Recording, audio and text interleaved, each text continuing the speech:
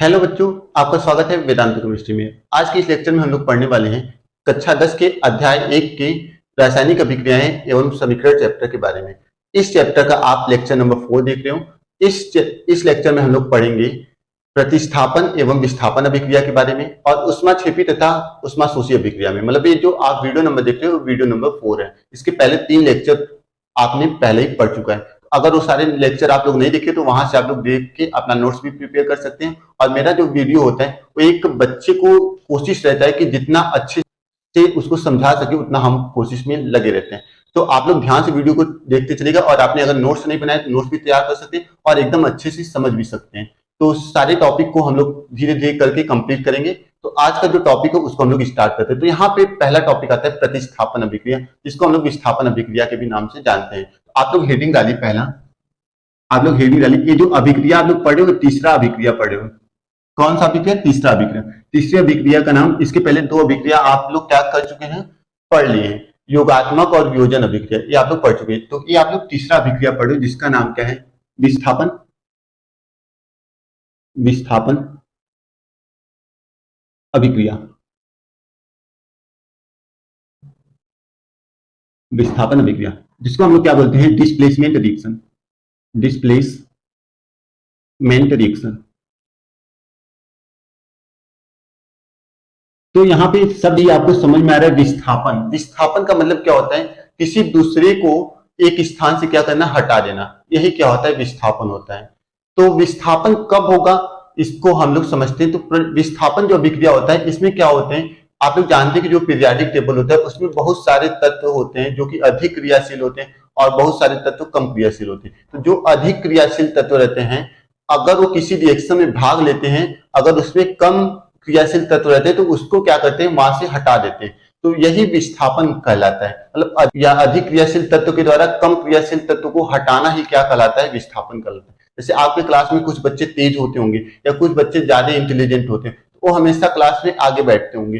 तो जब कभी काल कोई वीक स्टूडेंट, कोई कमजोर बच्चा आगे वाले बेंच पे बैठ जाता है तो जो तेज बच्चा रहता है उसको वहां से क्या करता है? हटा देता है कि ये मेरी जगह है, मैं यहाँ पे बैठूंगा। तो वहां पे क्या हो रहा है? एक तरीके का विस्थापन रिएक्शन हो रहा है। इसी चीज को हम लोग क्या करेंगे आज की इस टॉपिक में समझने वाले हैं, विस्थापन अभिक्रिया के बारे में। तो यहाँ पे लिखते हैं विस्थापन अभिक्रिया। तो इसमें थोड़ा सा लिख लो, यदि कोई कम क्रियाशील तत्व, कम क्रियाशील परमाणु किसी किसी रासायनिक अभिक्रिया में, किसी रासायनिक अभिक्रिया में अभिक्रिया में अधिक क्रियाशील अधिक क्रियाशील परमाणु या आयन द्वारा विस्थापित किया जाता है विस्थापित किया जाता है किया जाता है तो अभिक्रिया विस्थापन अभिक्रिया कहलाती है। विस्थापन अभिक्रिया कहलाती है। तो अभिक्रिया कैसी होगी? विस्थापन अभिक्रिया कहलाती है।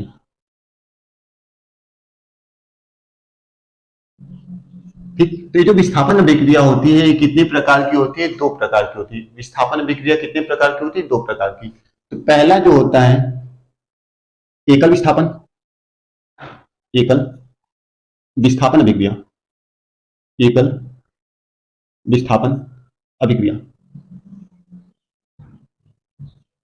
ठीक। और जो दूसरा होता है वो क्या होता है? उभय उभय या द्विविस्थापन अभिक्रिया। उभय या द्विविस्थापन द्विविस्थापन अभिक्रिया। ठीक। तो 2 अभिक्रिया होती है, एक तो एकल होती है एकल विस्थापन अभिक्रिया, एक होती है द्विविस्थापन अभिक्रिया। तो हम लोग पहला हेडिंग डालते हैं एकल विस्थापन अभिक्रिया। एकल विस्थापन अभिक्रिया, एकल विस्थापन अभिक्रिया।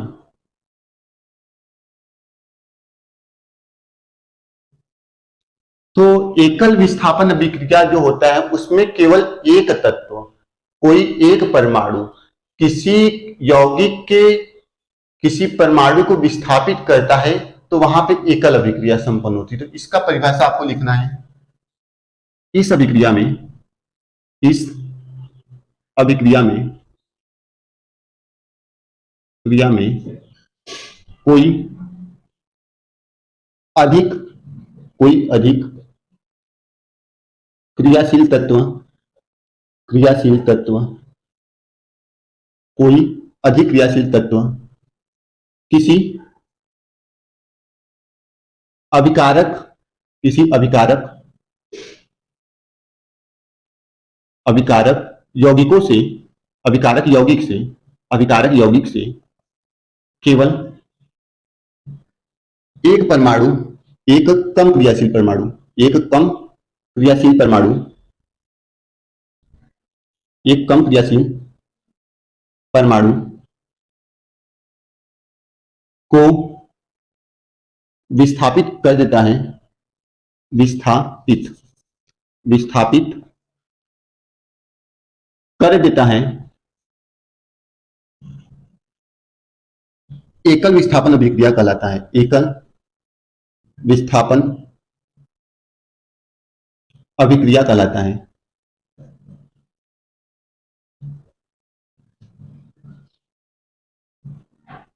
है। उदाहरण में आप लोग क्या लिख सकते हो? उदाहरण में जैसे हो गया आयरन हो गया।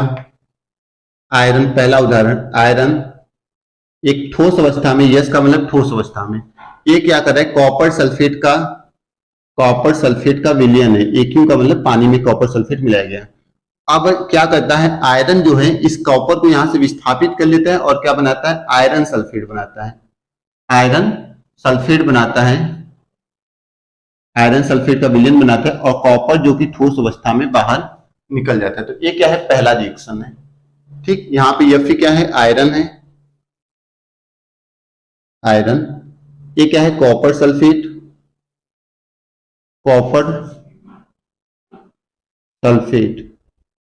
और ये क्या है, आयरन सल्फेट,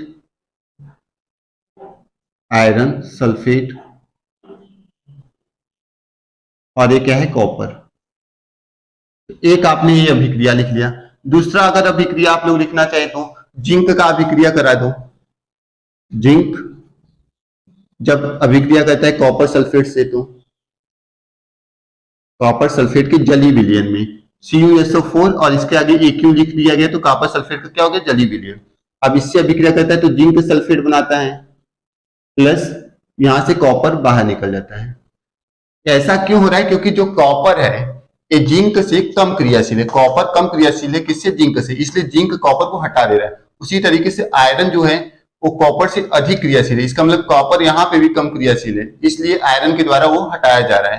तो ये क्या हो गया, रिएक्शन हो गया। यहाँ पे ए क्यों लिख देना, क्योंकि जिंक सल्फेट का एक्वा सॉल्यूशन मिलकर तैयार हुआ है। तो यहाँ पे लिख लो जिंक, यहाँ पे क्या लिख देना, कॉपर सल्फेट,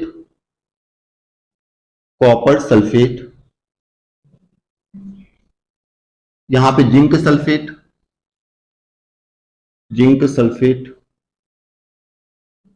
और यहाँ पे कॉपर। ठीक, तो इस तरीके से आपने दो उदाहरण भी लिख लिया। क्लियर है? तो ये टॉपिक क्या है, एकल विस्थापन में आपको इतना लिखना है। ठीक, अब हम लोग क्या पढ़ेंगे, उभय विस्थापन अभिक्रिया के बारे में। तो इसका परिभाषा हम लोग लिख लेते हैं। ऐसी रासायनिक अभिक्रिया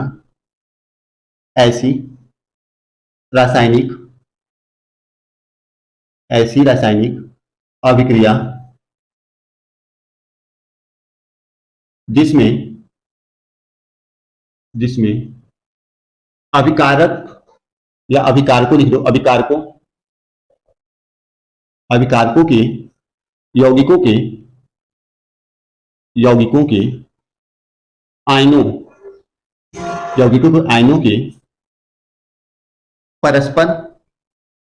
के परस्पर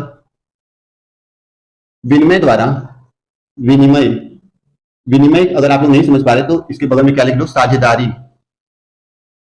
साझेदारी द्वारा नए उत्पाद का, नए उत्पाद का निर्माण होता है, निर्माण होता है, होता है, उसे द्विविस्थापन, द्विविस्थापन अभिक्रिया कहते हैं, उसे द्विविस्थापन अभिक्रिया कहते हैं। ठीक, उसे द्विविस्थापन अभिक्रिया कहते हैं। उदाहरण क्या लिखोगे आप लोग, उदाहरण एक आप लोग लिख लो, सोडियम सल्फेट का बेरियम क्लोराइड के साथ अभिक्रिया करवा देते हैं। पहला Na2SO4, ये क्या हो गया, सोडियम सल्फेट, इसका हम लोग किसके साथ अभिक्रिया करा है, बेरियम क्लोराइड BaCl2। इसके साथ अगर हम लोग अभिक्रिया कराते हैं तो हमें क्या मिलता है, barium sulphate plus sodium chloride. तो यहां पे देखिए आपको क्या दिख रहा है, यहां पे सोडियम है, यहां पे बेरियम है। तो द्विविस्थापन का मतलब ये वाला जो सोडियम है ये इस बेरियम को विस्थापित करेगा और ये वाला जो बेरियम है वो इस सोडियम को विस्थापित करेगा। मतलब दो आयन, ये पूरा क्या हो गया, एक यौगिक हो गया, ये भी पूरा क्या है, एक यौगिक है। क्लियर। तो एक आप लोग एक चीज और जानते हो कि जो तीर के इधर रहते हैं, जो तीर के बाएं तरफ रहते हैं उसे हम लोग क्या बोलते हैं, अभिकारक, और तीर के जो दाएं तरफ होते हैं उसे क्या बोलते हैं, उत्पाद। तो अभिकारक में जो यौगिक है, यौगिक जो बनता है वो दो पार्ट से मिलकर बना होता है, एक धन आयन से बना होता है, एक ऋण आयन। तो जो सोडियम है क्या है, धन आयन है, और सल्फेट क्या है, ऋण आयन। उसी तरीके से बेरियम धन आयन है और क्लोरीन क्या है, ऋण आयन। तो एक धन आयन इस वाले धन आयन को विस्थापित करके और ये वाला धन आयन इसको विस्थापित, मतलब ये वाला धन आयन इसको हटा देगा और ये वाला जो धन आयन है वो इसको हटा देगा। मतलब दोनों क्या करेंगे, एक दूसरे को विस्थापित करेंगे। तो वहां पे द्विविस्थापन, द्विविस्थापन का मतलब द्वि का मतलब क्या होता है, दो। दो आयन अगर विस्थापित होते हैं तो उस अभिक्रिया को क्या बोलेंगे, द्विविस्थापन अभिक्रिया। तो इसका नाम क्या हो गया, सोडियम सल्फेट। उदाहरण आप लोग लिख लो, सोडियम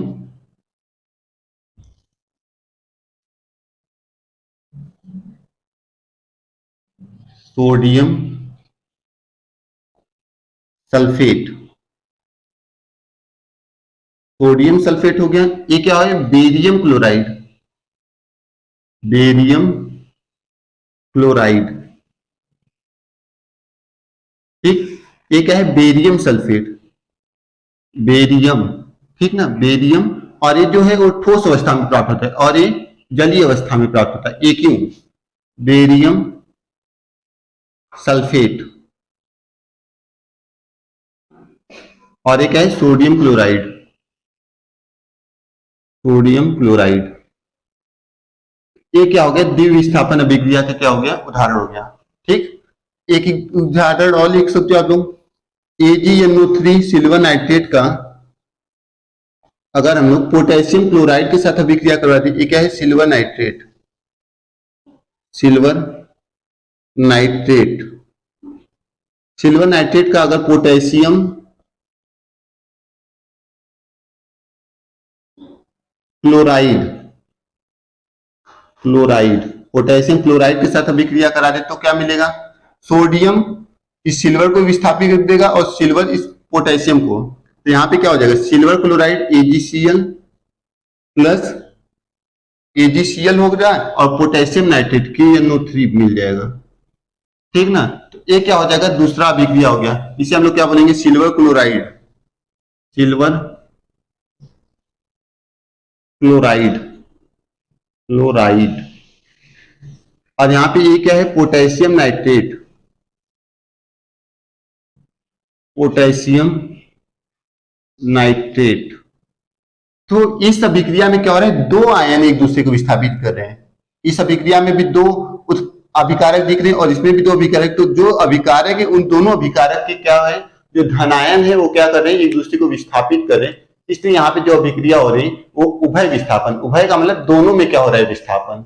उभय का मतलब क्या होता है, दोनों में जो विस्थापन होगा उसे हम लोग क्या बोलेंगे, उभय विस्थापन अभिक्रिया। क्लियर है। तो एक क्या हो गया, आपने विस्थापन अभिक्रिया पढ़ लिया। अब हम लोग क्या पढ़ेंगे, ऊष्माक्षेपी और ऊष्माशोषी अभिक्रिया। ठीक अभिक्रिया। तो इस अभिक्रिया में क्या होता है, जैसे कोई अभिक्रिया होती है उसमें अगर उष्मा मुक्त होती है, उष्मा निकलती है अभिक्रिया के दौरान, उसमें से गर्मी खुद निकलता है, तो उसे हम लोग क्या बोलेंगे, उष्माक्षेपी अभिक्रिया बोलेंगे। और जिसमें उष्मा की जरूरत होती है उसे हम लोग क्या बोलेंगे, उष्माशोषी अभिक्रिया। तो इस अभिक्रिया को हम लोग देखते हैं। तो हेडिंग डालेंगे आप लोग उष्माक्षेपी अभिक्रिया। ठीक, इसमें पहला हेडिंग डालिए उष्माक्षेपी अभिक्रिया।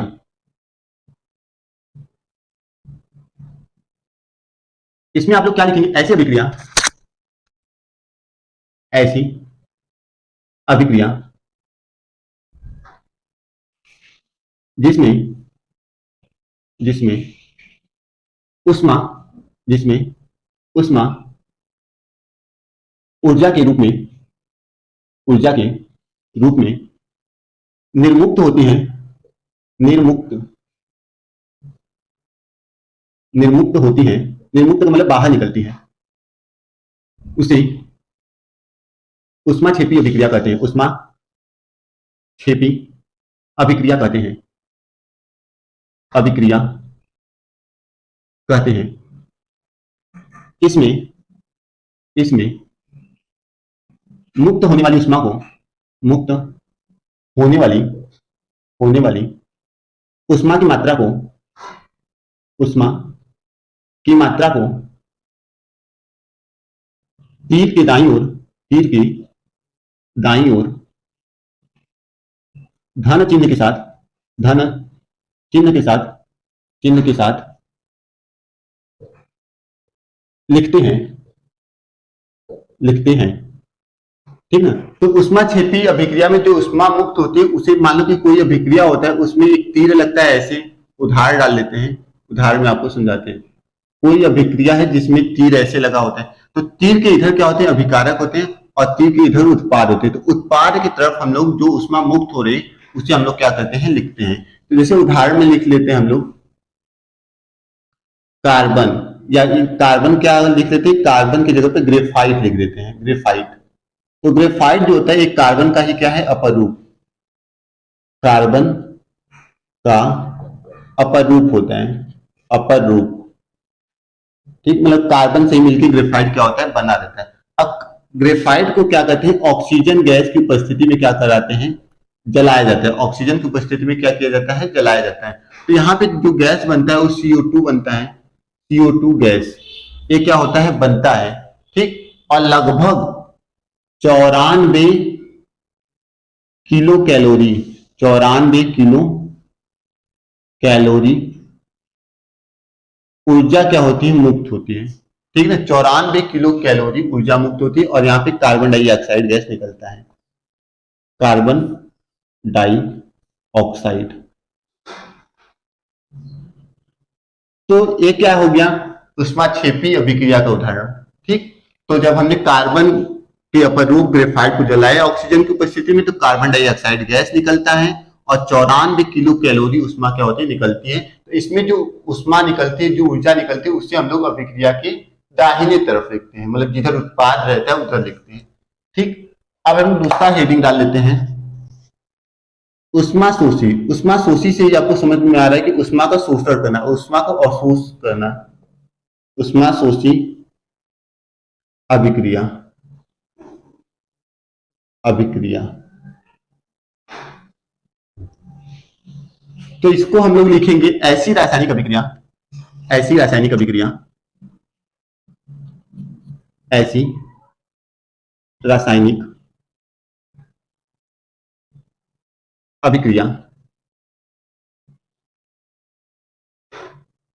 जिसको जिसको पूर्ण होने में, पूर्ण होने में, पूर्ण होने में उष्मा का, उष्मा का अवशोषण होता है,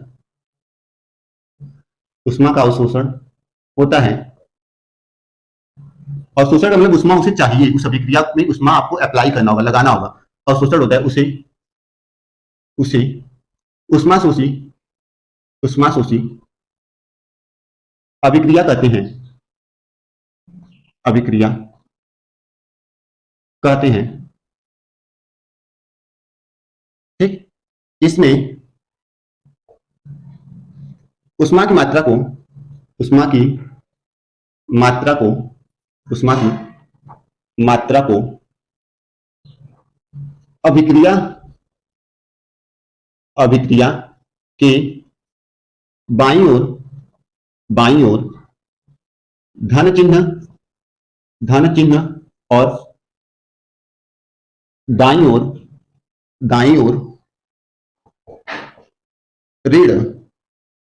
ऋण चिन्ह के साथ लिखते हैं। तो इस तरीके से आपको भी अपनी नोट्स में जो नोट्स बनाए हो उसमें लिखना है। अब हम लोग क्या देते हैं, उदाहरण देते हैं। इसका उदाहरण में आप लोग क्या लिख सकते हैं, पहला उदाहरण लिख सकते हैं N2 क्या है, नाइट्रोजन गैस है, तो N2 plus O2, N2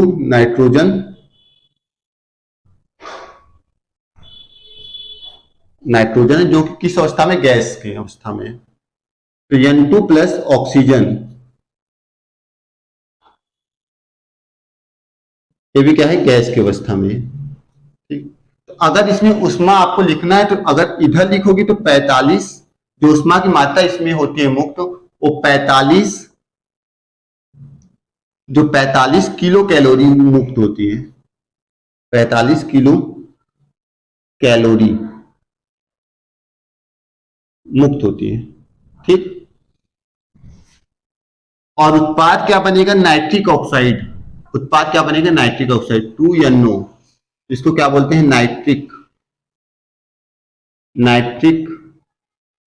oxide. ये क्या बनता है, उत्पाद बनता है। उसी तरीके से दूसरा एग्जाम्पल हम लोग ले लेते हैं, कार्बन को सल्फर के साथ गर्म किया जाता है, सल्फर भी इसको बोल सकते हो, इसको गंधक भी बोल सकते हो, गंधक। तो कार्बन को गंधक के साथ अगर गर्म किया जाता है या ठीक, और इसमें जो ऊर्जा, तो इससे जो उत्पाद बनता है वो क्या बनता है, कार्बन डाइसल्फाइड,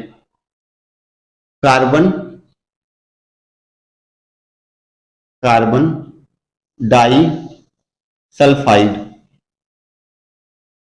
तो इसमें देखिए जो ऊर्जा का मात्रा था उसमें हमने अभिक्रिया के इस तरफ लिखा। अब इस वाली अभिक्रिया में अगर हम लोग उष्मा की मात्रा इस तरफ लिखेंगे 20 किलो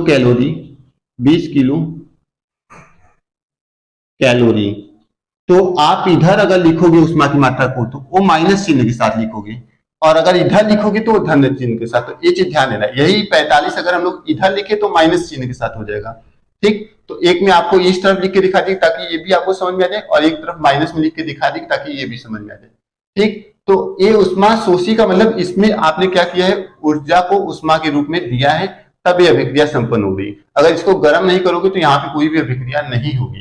तो जिस अभिक्रिया में उष्मा का अवशोषण होता है उसे उष्मा शोषी कहते हैं, और जिस अभिक्रिया में उष्मा आप मुक्त करते हो उसे उष्मा क्षेपी अभिक्रिया कहते हैं। तो ये था आज का टॉपिक। अब हम लोग नेक्स्ट वीडियो में ऑक्सीकरण और अपचयन अभिक्रिया के बारे में पढ़ेंगे। तो इस वीडियो को ध्यान से देखिएगा और अपना प्यारा सा नोट्स आप लोग बनाइएगा। ठीक है, तो फिर मिलेंगे नए वीडियो के साथ, तब तक के लिए धन्यवाद।